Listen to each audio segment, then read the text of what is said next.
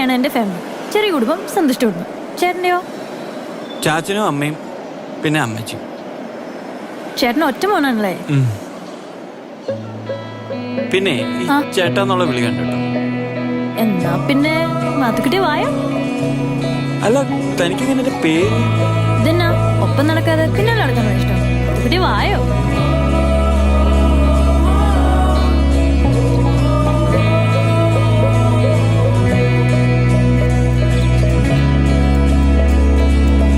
നിങ്ങളുടെ ഈ ബേക്കറിയില് കേക്ക് ഉണ്ടാക്കാറുണ്ടോ? അല്ല, പഴംപൊരി. എന്നെ ചോദ്യ ചേട്ടാ ഇത്.